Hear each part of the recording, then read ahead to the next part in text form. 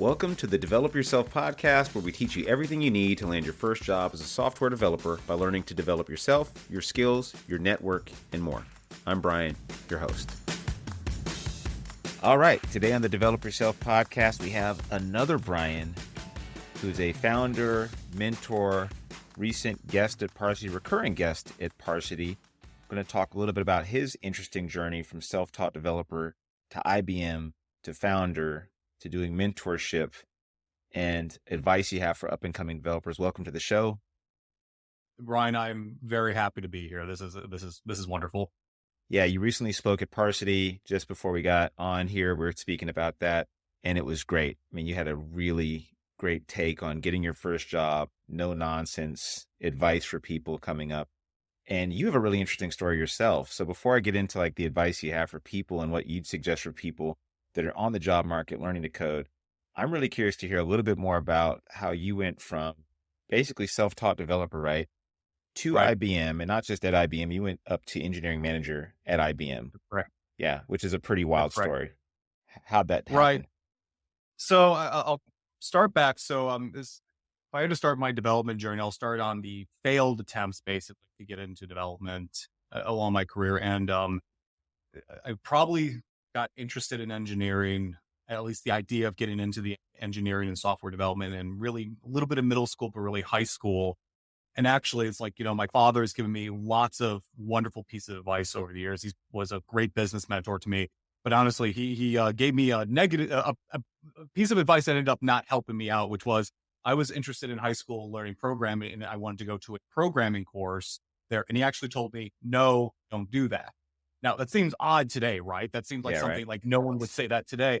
But the reason why is because back in the 2000s, and again, he was starting his business, he was looking at development, the outsourcing of development was just starting, right? The World is Flat was a very, very influential book. It was talking about how skills were going to get distributed. Mm-hmm. And so for him, he saw most skills were going overseas. So he just kind of played that out in his head and said, look, most development makes sense to be outsourced, and we're not really sure if it's going to be worth paying somebody in the United States a six-figure salary when you can pay someone overseas $15K, right? The economics right there. So he actually steered me away from that. And he steered me into do business, do operations, right? Which ended up being a really good decision. That's what I do for my job now. But back then, I said, okay, I didn't do that. And then I went to college, studied economics, didn't do development. And I graduated. I was first a salesperson, and I was in operations, my family business, effectively a glorified BA. And I just had this yearning. This was in 2010, where it's like, man, I really want to learn development. And so when I started off, I tried doing some of the things that were available. This was before MOOCs, right? MOOCs, I think they called them. Yeah, right. Then, right. So, massive online courses. Right, exactly. And I did some of those I did the early programs, that were online, where it's like, hey, do JavaScript in your screen, right? And it worked. Nothing really ever clicked. Mm-hmm. And then eventually I ended up having a chance to go to this program at MIT called the Entrepreneurial Development Program. They still host this, part of their executive MBA program. I remember going there. I was like 23 years old. I was in the room with like the CEO of HP Europe and like these guys who were running business. And I'm just this, kid, basically. That's right? Awesome. In this room and do it. It was a wonderful experience. But my goal was like, okay, I'm interested in being in tech. I want to be in a tech company. So I'm going to go find a co-founder. That's my idea. Right. And I ended up talking to a bunch of engineers, a bunch of folks there. It was wonderful. But I got done, and it really just kind of dawned on me where it's like, man, I really don't have much use for a 23-year-old business, right? Yeah. And it left me, and it's like, man, if I really want to be in tech, I got to learn it myself. So I took it seriously at that point. I went home, looked at all the courses that were available, and eventually found a free book that was online by an author named Zed Shaw called Learn Python the Hard Way. And this was back with Python 2. And literally it was just a free book. And the thing I liked about it was, one, Learn Python the Hard Way made sense to me because well, I tried the easy way and that didn't work. So, and I'm serious, so let's try the hard way. Yeah. 2, actually took you through a lot of the setup to get running on your own system. Because I think the reason I failed on studying so many things, because I tried learning Visual Basic and that didn't work. I tried learning JavaScript. It never felt real because you were always within these confined spaces on like the internet, right? Where I'm typing a browser, but I'm like, okay, well, I want to run something that's actually real. I want to build a real website. I want to build these things. And that never got you there. Here it was literally okay, we're going to download the Python script. Now we're going to get the terminal up. Now we're going to learn how to go through it. And I mean, literally, I spent 300 hours studying that over the next 2 months. I Oh, timed wow. myself. I saw how much time I was putting in. I was really determined. And like probably 50 to 100 hours of that was just getting the console up and running, being able to run a Python script and just get to hello world, let alone everything else. All from a So book, when I right? got There's no videos either back then, really, to there was watch no either. there was So no straight videos. It was book. just a book. Yeah. No boot camps were really No boot available at this camps. time. Yep. Honestly, like the first set of boot camps, like when like Aaron, Aaron started his boot camp, and Harsh Patel was another person I worked for. He started was it Iron Yard or Hack yeah, Reactor. Hacked Reactor. That's it, right. Yeah. He was there. That was all like right around the time I was learning, but those were all in like San Francisco and Austin and Yep. sexy places, not Indianapolis, Indiana, Yeah. Right. Yeah. or we wouldn't get our boot camp for another 3 years or so. So I learned that. And so when I got done with that, I was a really, really crappy programmer, but I was like able to do stuff. So I was able to go back to my family business. And at that point, I started learning a little bit of SQL, a little bit of development, but really like 80 stuff. And then really my plan is like, okay, I want to be an engineer. I'm just going to keep working my way through, better and better jobs. And that really became the skill set I really honed in, which is go in, learn an experience, find the next place I want to go, figure out what I have to learn, get the experience, and keep rolling my way into better jobs. So I started off as, for my family business as a glorified BA. Most of the development work was done by other folks, and I'm very grateful for that. And we got to work in. Then I was a BI writer for a healthcare startup in Indianapolis. And I was a little bit closer to the material. So that's when I learned Python. I learned a little bit more SQL.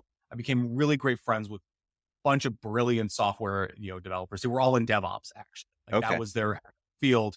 And like one guy who was there just loved Linux. Like he studied it like a religion almost, right? And he gave me all those books. So I said, okay, he's really smart. I want to be working with these guys. So I studied those books, got more skills, eventually left that job and actually leaving my job for a thing. We'll get into that in a minute because I have advice on how to leave your job without having another job. And I did this one poorly, but left, got a role where I was a BI writer, but I was dealing more with data structures. And again, it was the exact same thing where it's like, great, I'm here now. What do I need to learn next? I taught myself AWS. The company paid for me to get my AWS solution architect when that was early on. Got that, worked my way into infrastructure roles, and then eventually took some time off, started working in crypto and in that space for about a year and a half or so. And then when I came back from that, my family decided to move from Indianapolis, where we were originally, down to Raleigh. And I had basically at that point no network in Raleigh. Went to UNC Chapel Hill, but I didn't really have a professional network. So that was the one where I really honed in on, okay, I need to have a job without a network. What do I do? And that's when I honed in a lot of the skills. Like the presentation I gave to to Parsity a few weeks ago was really based on what did I learn there? How did I get a job? How did I hone in my resume? And then ultimately, I was very lucky. I ended up getting a DevOps role at IBM. And that's when I considered like I made it. And that was like in 2019. And within 2 years of that, I ended up becoming an engineering manager for the team, which is record pace. Like my director thought I would have been available to do or would have been ready to be a manager this year, but for 2024. But but 5 years opportunity earlier. struck.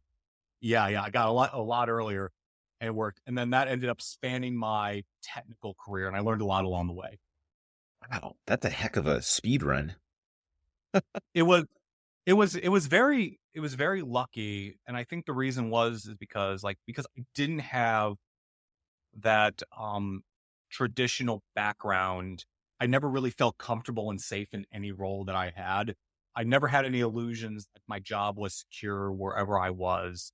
I always knew it's like, and especially, and this is probably a lot of my business background, which is, look, I need to be providing value. I need to have a reason that, yes, it's great that my boss likes me and I do good stuff for the client, but I also need to make sure the skills are there. Everything is aligned. I mean, like it's almost like a relationship, right? Where it's like, if you're dating someone or you're married, it's like, hey, if that individual really likes you and you have a good marriage and you got the soft skills right of your relationship, that's Sure. great.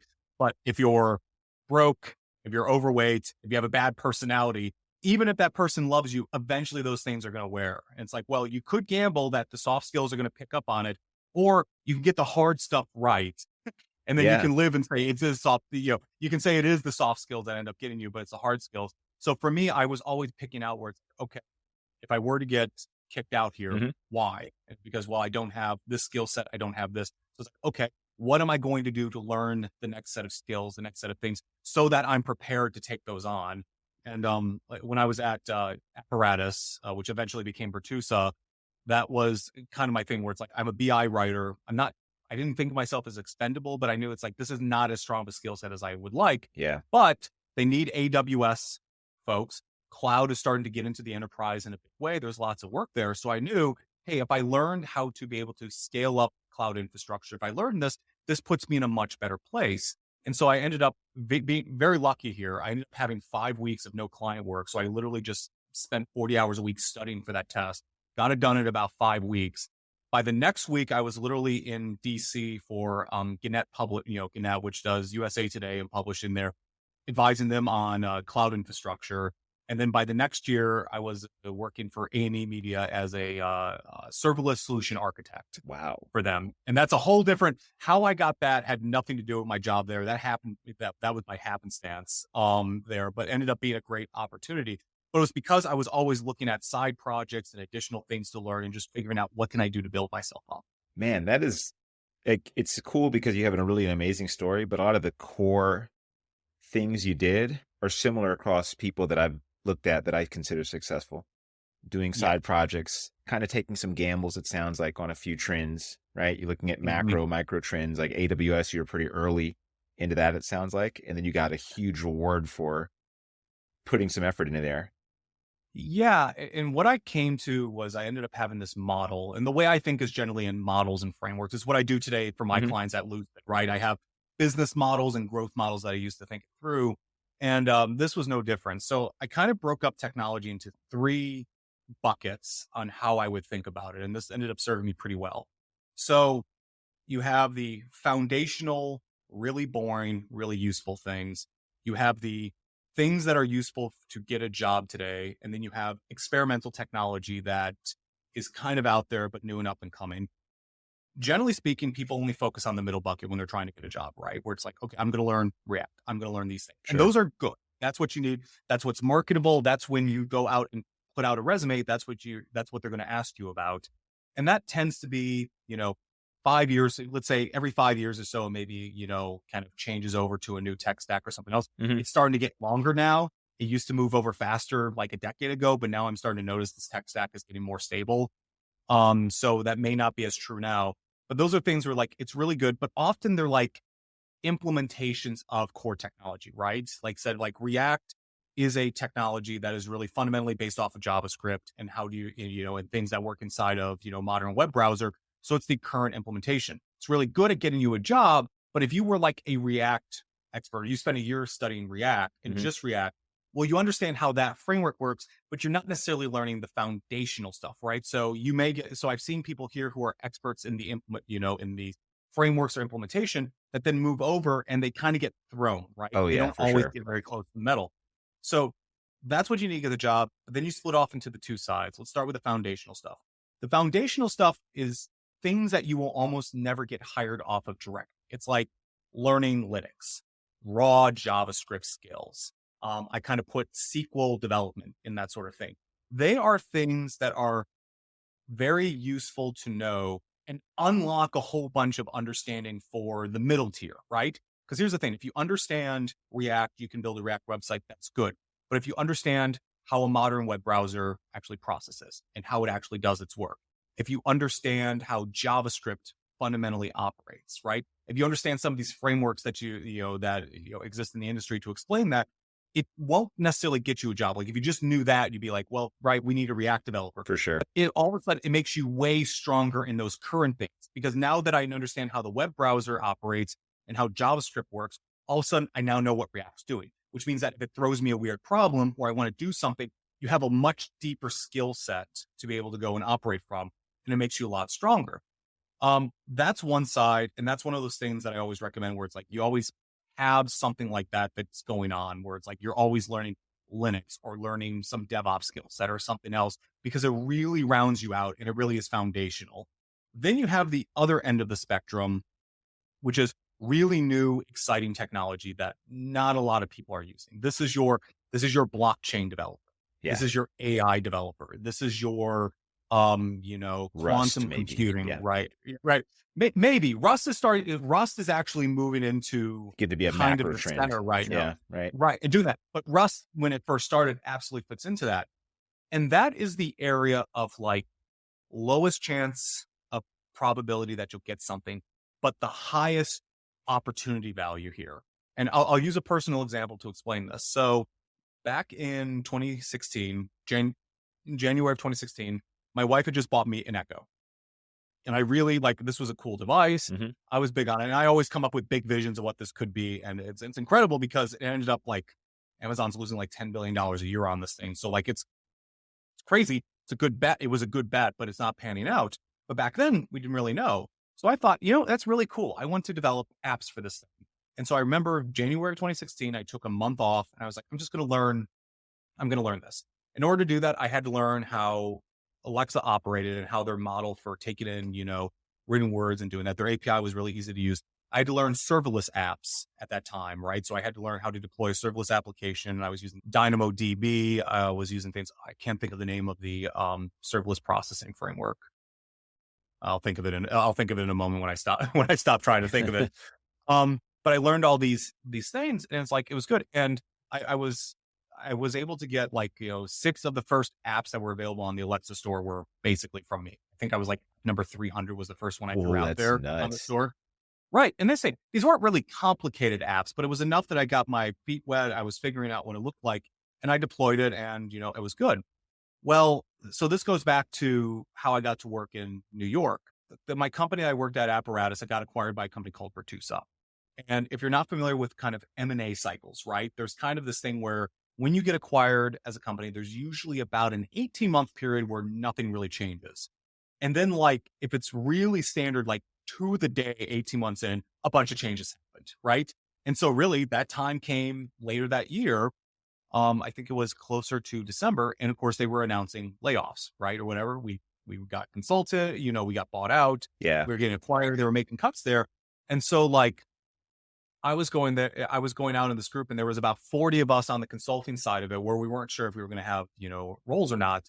I was lucky that I didn't get laid off, but I remember there was this internal job board to be able to apply to jobs inside of Virtusa. Mm-hmm. And one of them was like a serverless role. And I thought there's virtually no chance of me actually getting this, but I went off and applied anyway. Right. And I applied to this.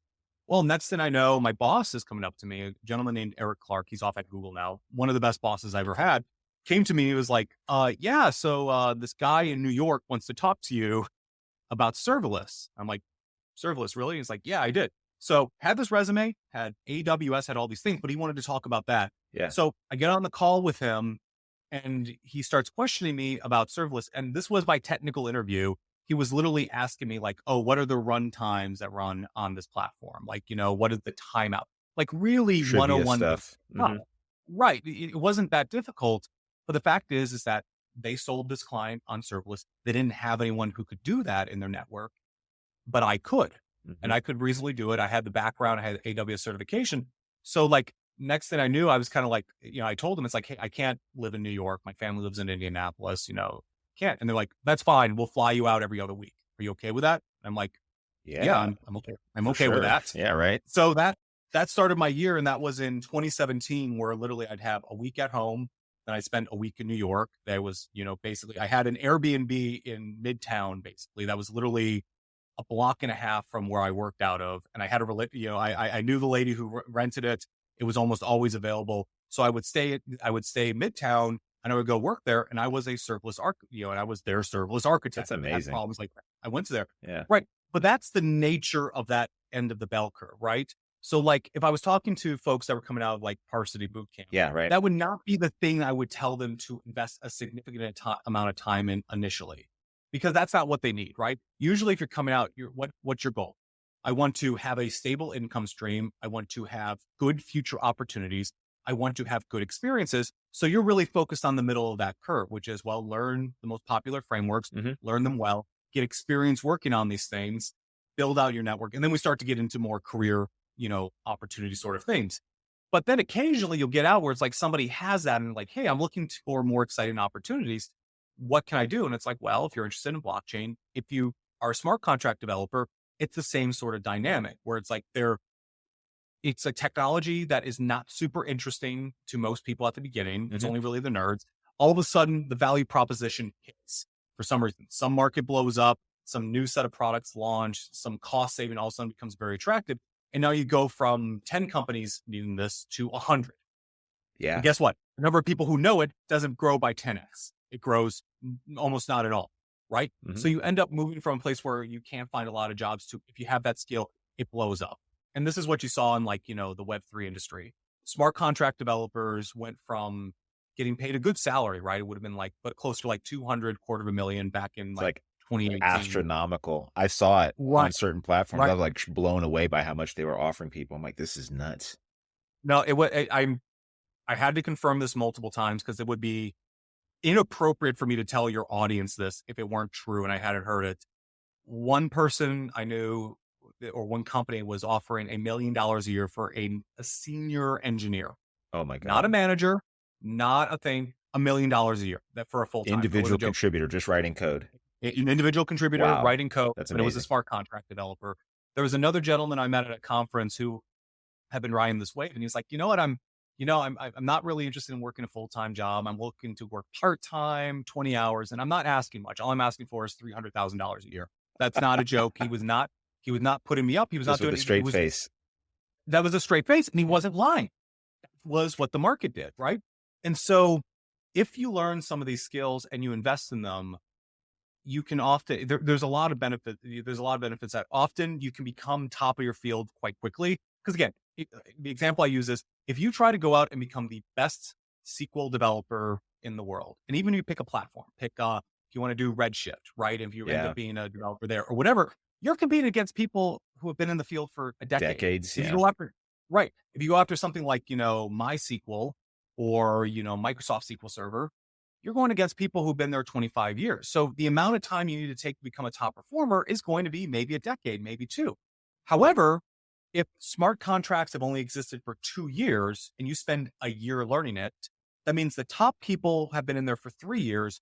You've been in there for 1 year. All of a sudden, your value increases dramatically. That's why new fields tend to have like very rich 20 somethings, right? It's because Yeah. they ended up moving at the right point. They ended up getting lucky. They were still skilled, right? They're not unskilled folks, right? Certainly some of them get lucky, but they ended up being very good very early and they ended up just riding the wave, right? But again, that doesn't always happen. AR and VR is one of those fields I've been watching for years where it's like, it's an interesting technology. It's a completely new field. It, like you can like the type spatial computing and computing in 3D, especially visually, right? Hmm. Where I'm supposed to live in this space and do that is a very different stack, which means that you're going to be using different skills, which means there's not a lot of people who can do it today. And it's like, to me, it's like, that seems like a field that seems ripe for, one of these one of these talent crunches, as I call them, to happen. But of course, hasn't happened yet. Vision Pro hit. And again, maybe 3 years from now, it'll hit off, right, Yeah. to do Right. this, but it exploded right there. So like, there's another world where smart contracts never took off. And those same people who were making $1 million a year are right now, making like 150 or getting less, Yeah, than for that sure. because it didn't take off. Man, that is really good advice in general. I've kind of taken that same advice and kind of applied it to my career. Not as much. So I think I Mhm. need to take more of these smaller bets because that's a really good insight there. And you ran a Web3 crypto boot camp as well, right? You were That's right. Yeah. capitalizing on that gold rush for a bit. Yeah, we did. Well, actually, it turns out, again, this is the risk because we thought it was a gold rush, or at least we thought it was there, and Yeah. it wasn't. That's where you're starting to move away from the engineering problem and the nature of the market. We started off in that space looking at it's like a lot of people want to learn. There's a lot of opportunity here. There's a lot of opportunity for new folks. And so we started off the boot camp to give people solidity skills. And I wrote the curriculum, I built it up, ran the first cohort, graduated our students, and they're all now working in Web3. So it was successful. But by the time we actually finished in 2022, market died, right? And this wasn't just us. Like, the other company I joined afterwards doing growth for them actually closed down their boot camp as well because they just stopped seeing the flow, Yeah. right? So even if on the long term you're correct, right? That you can look at the long eye and see, or the long line and see, okay, it's going to increase. There's a good likelihood of happening. and that's true, you can still hit a downturn, right? Oh You can yeah. be Amazon in 2001 giving a speech trying to defend the internet as a whole. I mean, that's a speech Jeff Bezos had to give where he basically said he's defending the existence of the internet not being a fad, right? And he ended up being right. That didn't matter in 2001, Yeah. because you had this crash. You had a lot of people do all the .coms were exploding. And it's like, yeah, he had a bad point. He just had a company that could survive that, and he built a company that survived that. Yeah, good point. It's funny because these cycles, it's funny how these cycles continue. Now I'm sure I know there's a lot of people out there think AI, layoffs. Is this the worst Yeah. time to learn programming? And I kind of see it as maybe one of the better times to learn. While you, one, drive away people that weren't as serious and also get ready for what looks to be potentially another boom. And no one can tell the future, but it does seem like we're primed for potentially another, boom cycle in development. You go through these cycles. And again, when you're talking about the micro state, and I usually hate talking about the micro state because you can be like right on the long term and totally wrong on the short term, right? But you get paid in the short term, right? That's where it exists. Yeah. So like everyone's feeling the crunch right now, but everyone kind of forgets that, hey, in 2020, 2021, the capital markets got flushed with cash and there's a lot of cheap money flying around.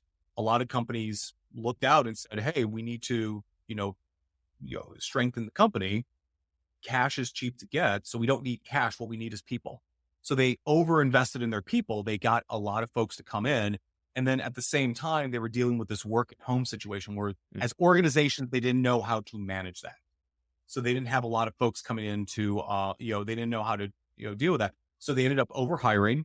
We had not even a downturn, just a slowdown. They realized, oh, our balance sheet isn't looking good. We're carrying too many people. So you end up getting a cut.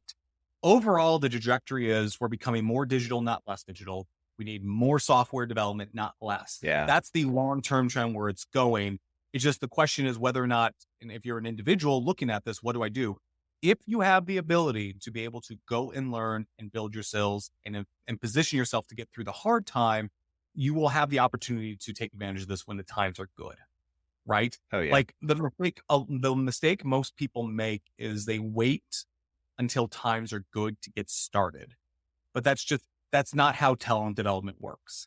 Most of the time, if you want to get good at something, like I said, there's a lot you can learn over a course of 3 months to kind of prep yourself. Mhm. But a lot of the social proof that you're good comes from experience, and that takes time to do.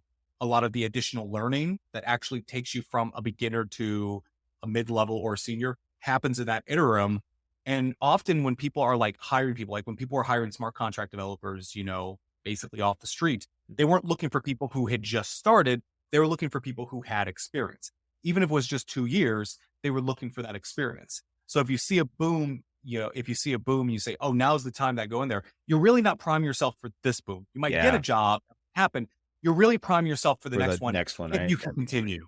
If you can continue. Yeah, right. Yeah, good point on that. And I know it's hard because people are all sorts of fears about, doing this, whether it's a degree or a boot camp or self-teaching or whatever.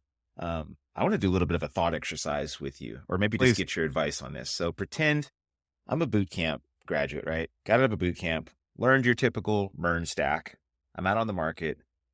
What do I do now? I went from, let's say, a French fry chef, and now I'm trying to reposition myself as a software engineer.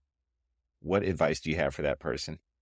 What do I do? Oh man, this is not a thought experiment. This is something I've had to say hundreds of times to folks. So the first thing you have to recognize is that you are selling something, right? That's what you're doing. You have a product. The product is your labor, and you have a bunch of buyers on the market. And again, at the end of the day, it all comes back to that economics curve, supply and demand. Generally speaking, if you have a lot of competition, and if you're new, you're going to have, you tend to have a lot. You're going to have to basically work the game, right? It's not going to be something where you can walk into 5 interviews and get a job. Sometimes that can happen, usually not. First thing you need to do is really understand that you're in the grind at that point.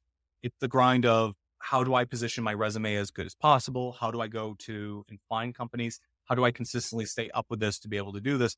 You're playing that game, right? So generally speaking, that's the first thing where it's like, you need to recognize you're there.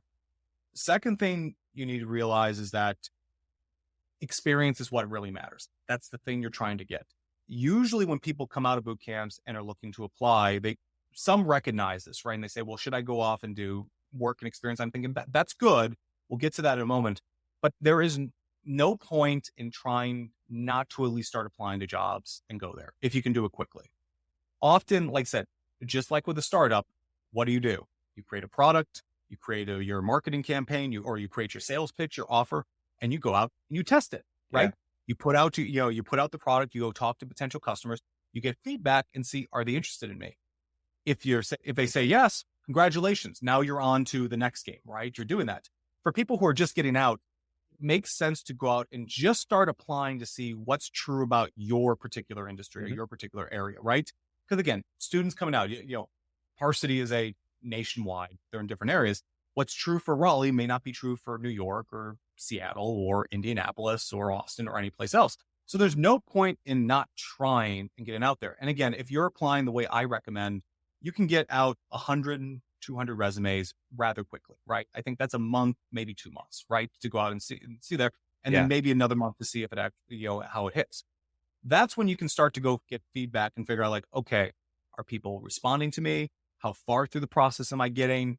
Is there a lot of interest, because usually if, the rule of thumb is it's variable how often it's going to take for you to get a manager interview. If it's a really bad market, I've seen people be able to apply 200 times and not get a single call back. That's a really tough market. For sure. Usually on average though, you should see if you apply to 150 to 200 jobs, you should get somewhere around 4, right? I would consider that a decent number. Once you get that first manager interview, it's actually pretty straightforward. It's usually half get to the technical interview, half get an offer. That's the rule of thumb there. It's really all about getting that manager interview. But if you do that and apply out and then that doesn't work, well, we got to go to the backup plan, which is, okay, there's something up with your resume. Sometimes you get feedback. Sometimes you get told, sometimes it's a structure thing, but usually you can clean that up rather quickly. But usually it's just a lack of experience, right? You just don't have that. The thing that I try to get them to recognize, and again, this is harder for folks who are looking for a job immediately, because when you have that financial background, knocking at you, finances knocking, it's challenging.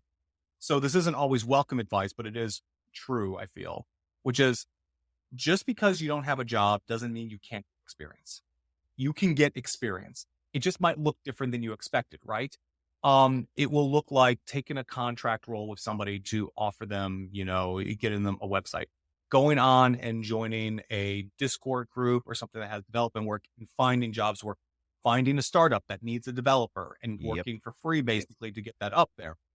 The point of this is not to work for free forever. You really shouldn't, right? And some people will take advantage of that and you have to be savvy to know when that's going on. But compare that to the alternative.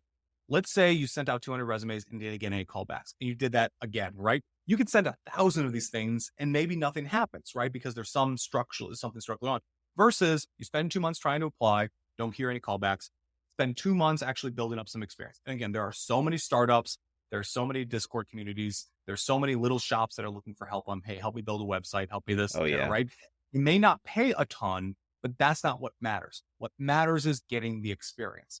And then once you're able to get that experience and start to bundle it up, that could in itself turn into more opportunities. Because again, it could get referrals. You could get other folks there. It builds up your background so that you can actually show a portfolio of, I built these things, I worked on this work. Then when you go out and say you're month 4 or 5, you can go back and say, okay, now I have experience. Now I've done something here. So I can say, I did my boot camp. I did this work as a contractor, and now I'm applying out and try it again. Your chances of getting a callback significantly grow if you're able to do that. And I've seen folks who have really done that sort of grind, and it works very, very well. Yeah. That's another avenue. Final thing to do if you're looking at that, and if it's not going to be raw applications and you're doing the experience, final thing is just networking. It's one of those things where this is not the be all end all to me anymore. I love networking. I love doing that. Yeah. But the truth is that like we're emotional animals. We connect with other people. Often if you meet the right person at the right time and they are the hiring manager, you can usually bypass that entire thing that's at the top of the line, right? Totally. To go there and do that and go straight to the manager interview. This actually happened with one of my hires at IBM. He was he worked at FedEx, and he started on the dock basically. He was a forklift driver, but eventually worked his way to project manager, where he was actually doing PM work. Then he wanted to go into software development, and he wanted to do that. So he went through a DevOps boot camp. I found him. I wasn't even a manager at that point. I found him. And his project was so good where he was doing all the right things. Like, and I'd never seen that in a demo, right? Where it's like, oh, he actually built a real pipeline. He actually went through these steps. He took what little he had and did the absolute most with him. And so I ended up keeping in touch with him. I talked to him once every 3 months or so because I really enjoyed speaking with him. And then the time came where I actually needed to hire someone, and I asked him to apply, Yeah. basically, right? Right. And I did that. So this is where what's funny. I don't hear for like a week or two, right? It's like, I need to hire out this position. I'm looking for this for an individual. I go back to HR. I said, hey, this person, Michael, should have applied. Did you? It's like, oh yeah, I saw his resume, but yeah, he's not really what you're looking for. And I'm like, no, I asked him to apply. Send the resume through, please. Right. And that's what happened. That's somebody I asked to apply, and HR basically, eliminated that resume because he didn't think it was worth my time. And for Even those though, listening, they may not realize that was this HR person technical, no, not, right? they're Yeah. not. No. So it ended up being, so eventually he went through, he got hired, and he ended up being a great team member, right? He ended up learning skill. And actually since then, like, he's gotten recruitment offers from other startups that I've been working on. He was the CTO for a company that I was advising for a bit of time. And that was his first job out. But because he knew me, that made everything a lot easier for him, Oh right? yeah. Because if I didn't know him, he never would have got an interview at IBM. Those are the three things I would do. And then really it's just, you got to work the system. That's it. You're looking to get a job, work those three things, apply, get experience, network with individuals, and just keep going until it works. That's really it. I like your analogy of a game. I use that analogy a lot because it is a game. Like Mm. every place I've gotten to, I'm like, there's a game being played, whether it's negotiations or getting to the job or even circumventing the process a bit to work in your favor. You got to work all the angles. I like what you said about the experience too. We started doing that at Parsity, and it's a fine line because I'm trying to be cognizant of offering free labor to people that may take advantage of it, of course, but also making sure that students that do want to get that experience can. It's been Right. interesting to do. It's been fun because you're right. There's a ton of people out there. And if I was doing this like outside of Parsity, I would look at Reddit because there's a lot of founders on Reddit that need Right. somebody to work with them. And you can find people that want to, take your free coding skills, you know? Yeah, you can. And it's one of those things that's challenging. Often this is personality differences. And I'm entrepreneurial in nature, and Hmm. I work with a lot of entrepreneurs. So like, you'll see some developers, we say work for free, and they'll be like, no, I'm never going to work for free. I'm going to be valuable and stuff there. Yeah. And that always irks me whenever I hear that, because it's like, okay, here's the thing. I was making a good salary. I was, looking at Coinbase as a potential role where their salaries are amazing, Yeah. right? For what they pay. That's right. I work for free. I work for free all the time. I work for free for my clients. I've done that work before. I've done that on my own. And it's one of those prerequisites to doing stuff. Nearly every founder, like one of the more innovative startups that I work with, which is a healthcare genomics company. And their founder has been working without pay for over a year. And it's Yeah. like, guess what? That's just the How nature it of the goes. game, Yeah. and what you do. It's not that you're trying, because there is a fine line when you're getting taken advantage of, right? And there's just For sometimes where it's like, sure. all my time's getting sucked up. But this idea that you shouldn't work for free is, let me put it this way. Well, you're not getting, ultimately, I don't care about if you work for free or get paid. The thing you need is experience, right? Yeah. And you're asking for a lot. Like, to you, it's just like, oh, it's just entry level. I only want to make 60, 70K or whatever. To you, it seems like a small ask, but to the market, it's like, actually, to you, it's 60, 70K. To me, it's probably closer to 100K with the onboarding, Health HR insurance. resources, Yeah. process, right? Insurance and all that. It's actually a really big ask. Mhm. And the truth is, I just don't think some people can accept that they're not worth that much yet, or you haven't found the person that's willing to pay that amount. So working for less, giving good deals, is it's just part of the world I've been a part, I've been at so long. And the truth is, if you're willing to do that work and show you work, it gets noticed, right? It gets picked up and you end up curtailing yourself into better and better opportunities. Oh yeah, 100%. I totally believe in that. I mean, I've seen my own salary, explode over the years, and that's how I got started. I'm like, who can I possibly work with for free? Even now, if I want to learn something. I mean, I did like a failed startup where, I wasn't paid for 3 years, but it taught me a ton. I learned Right. AWS, React. I learned a lot of the modern web stuff that I just wasn't getting at my job. And that ultimately helped me throughout the years, even though I'd made zero money on that startup. I see it was directly contributed to all the other jobs I got going forward from there. And it helped me go from like kind of juniorish to senior level pretty quickly. Yeah. But yeah, just see a ton of value in that. Before I let you go, I'm curious, before I get to some hot takes, you've worked at boot camps. You have a long history in the boot camp space. Who tends to do well in boot camps, and who tends to not do so well in coding boot camps? The people that I see that are the absolute best. Oh, how do I describe them? I have an image in my head of what they look like. Generally speaking, one, it's a cliche and they use the term like self-starter in organizations, right? Which that's not what they're actually looking for.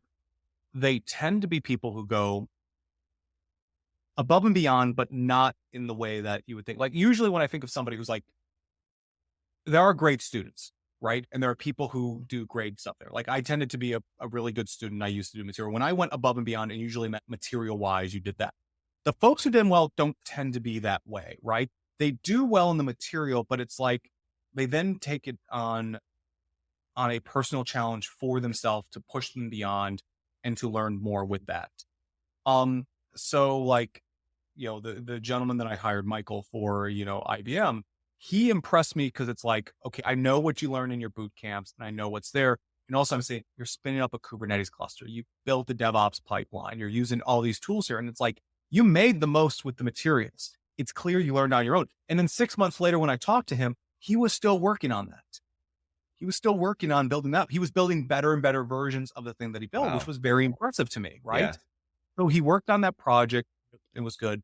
Those folks tend to do very well. The folks who kind of understand the grind also do very well out of boot camps. Like it's funny, salespeople who move into software do very well. Yeah. I find because they, especially getting the job, right? For Because they sure. understand it's a numbers game, right? They don't take it personally because they're used to getting cold calling folks and getting That's told right. to screw off, right? Good So point. for them, not hearing back is just like, yeah, that's fine. I'm Yeah. going to do 10, I'm going to do 10 tomorrow. I'm going to do 10 the next day. And I'm not going to stop till this works, right? So they don't really take it personally. They follow the opportunity is the other thing as well, right? Where it's like, they may start by knowing, because I think some of the folks that don't do very well are kind of looking for other folks to tell them what to focus on next. And again, when you're within the confines of the boot camp, that's good because it teaches you, because the boot camp teaches you, learn this, learn this, learn this, this, and they go. But some folks get off and it's like they lose Now their what? guardrail. I don't know what to do. So the folks who do really well kind of have that next step in mind where it's like, okay, I'm going to do this thing. They're no less certain about the future. They just don't let that be a barrier to them learning or doing this, right? Like they'll talk to me. I'll say, hey, you should read this book, learn this course, learn this program. And then they'll actually do it. And then they'll go and apply it. Yeah. And they'll do that. You don't have to continue to prod them. Those folks tend to do, good as well. It's not to say that the other folks can't, don't have it as well, but like the folks I just mentioned will do well regardless if it's a bad market or a good market, right? Mm-hmm. And that's the sort of individual you want to be. That's the individual you want to emulate versus like, I hope you have a good market because if you don't, things are going to be very rough, Yeah. Whether now or later. Right. So that answer your question? Heck yeah, man. It's right in line with what I've seen. I've worked in boot camps throughout my career. Also, I've always moonlit as a boot camp instructor, now owning Parsity. And I see the same like archetypes that tend to do really well and that tend to do not so well. And it sounds like we're pretty much in step with that, which I think is a good thing to know. I mean, ideally, Parsity, we get in people that are in that archetype that tend to do very well. But I know that that's not always the case, but it's something that you should probably if you're self-aware, it's helpful. So you don't end up, flushing a bunch of money down the toilet at some Yeah, program or college or whatever. All right. Got some really quick hot takes for you. please. Twitter versus LinkedIn. LinkedIn. I love Twitter.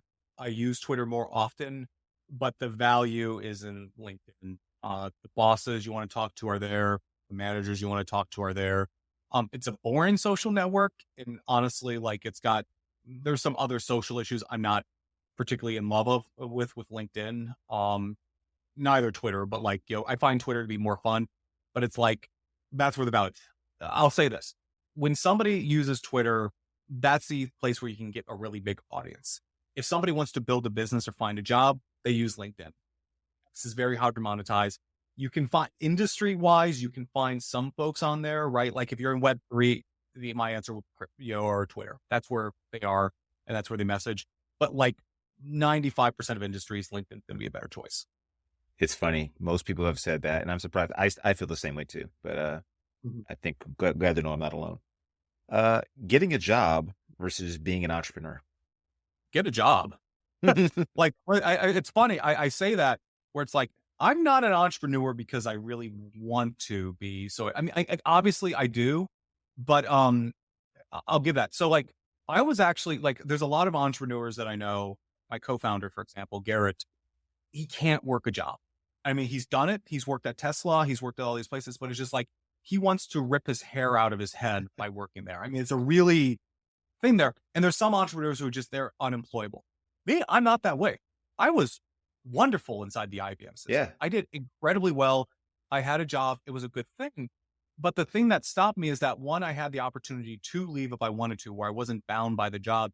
And two, it's just, it wasn't exciting to me. It wasn't like being a VP at IBM just didn't drive me. It didn't do anything. And interesting. so like, I had this discussion with my brother actually, who he, wanted to start his own agency. He wanted to do that. And eventually he's like, this is too much work. He wanted a job and he was fine working a job. And it's like, it's easy. You're told what to do. You find it. At that point, it's more about finding the right culture fit, the right bosses and things. And you can find those things.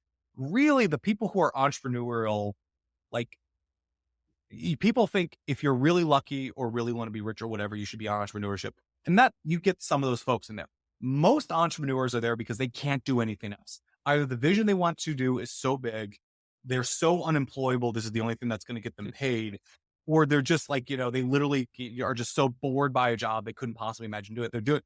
So it's less like they choose that role and more like it's the only option left. So I would say do a job until something hits you in the head where like you can't do this.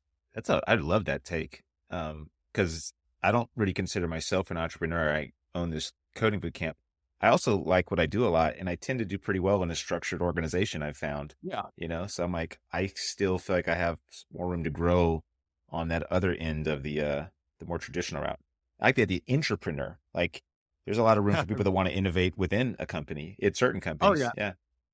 Oh yeah, and they're very necessary when a company gets above a certain size. The CEO knows, and usually the number is somewhere between 50 and 100 million, basically. Where it's like if you want to grow beyond that, you can't be the only person with ideas. You Yeah. scale out, you get out, or your idea you don't have enough ideas, so it then becomes recruitment, and you do actually need people who have those good ideas, right?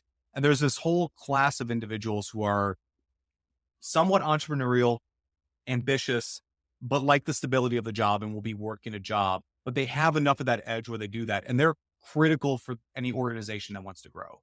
So that is a perfectly valid path forward. Yeah. Hey, it's been really awesome talking to you. This has been excellent advice. It's been really cool hearing your story. I know there's a lot of lessons people can take away from here. I'm Um, glad. I know that on LinkedIn, you don't talk as much about this stuff as you do now about your own business, but if people do want to connect with you, where should they find you? You can find me on LinkedIn. I'm linkedin.com-in-Schuster. Basically, I'm the guy with the black cowboy hat. You'll know that when you get to the profile picture. Honestly, like I said, I talk about growth because that's my business. That's everything. That's what I do. But honestly, I love helping folks in this field. So if anyone from your audience has questions, feel free to connect with me and ask me questions. I am always happy to take those. Yeah, you're super genuine, super helpful, and always like willing to. You've helped me out personally. You've helped out a lot of students at Parsity. Just a great overall person to know and connect with. So Thanks a lot. Really appreciate you spending time today with us. Very welcome. Thank you, Brian. That'll do it for today's episode of the Develop Yourself podcast. To learn more about becoming a software engineer with us, then check out parsity.io. If you're not quite ready for that, then jump into our dev30.xyz program, which is 30 days of working on your mindset, habits, and JavaScript skills. Totally worth it. See you next week.